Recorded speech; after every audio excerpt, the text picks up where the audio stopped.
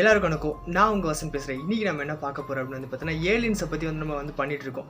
Aliens அப்படின்ற ஒரு topic நீங்கள் கேட்டதில் நம்ம ஏலியன்ஸ் வீடியோவாக கொடுத்துட்ருக்கோம். அதில் ஒரு முக்கியமான விஷயம் என்ன அப்படின்னு பார்த்தீங்கன்னா, நாசான்றது பார்த்தீங்கன்னா உலகத்தில் மிகப்பெரிய ஒரு ஸ்பேஸ் ரிசர்ச் டீம்னே கூட சொல்லலாம்.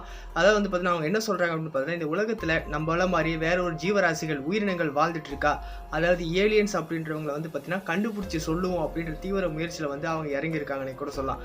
அவங்கள இந்த மாதிரி ஒரு ஃபோட்டோஸ்லாம் காட்டுறாங்க, இந்த மாதிரிலாம் இருக்குது, ஏலியன்ஸ் மாதிரி உருவங்கள் இருக்குது அப்படின்னு சொல்லி. ஆனால் இருந்தாலும் மக்களுக்கு ஒரு உண்மையை அவங்களால இன்னும் சொல்ல முடியல. இப்போ என்ன அப்படி பார்த்தீங்கன்னா, இந்த செவ்வாய் கிரகத்தில் பார்த்தீங்கன்னா அவங்க ரோவர் ஒரு ஃபோட்டோஸ் எடுத்து அனுப்பிட்டே இருக்கு. இந்த மாதிரி சில உருவங்கள்லாம் இருக்குது செவ்வாய் கிரகத்தில் அப்படின்னு சொல்லி. இப்போ ஒரு ஃபோட்டோஸ் வெளியாயிருந்ததுன்னே கூட சொல்லலாம். அதை நிறைய பேர் கமெண்ட்டும் அடிக்கிறாங்க. என்ன அப்படி பார்த்தீங்கன்னா, நூடுல்ஸ் மாதிரி செவ்வாய் கிரகத்தில் இருக்குது அப்படின்னு சொல்லி. அதுக்கு நிறைய பேர் கமெண்ட்ஸ்லாம் போட்டிருந்தாங்க. நூடுல்ஸ் எப்படா சாப்பிட்டாங்க போட்டிருப்பாங்க அப்படின்னு சொல்லி.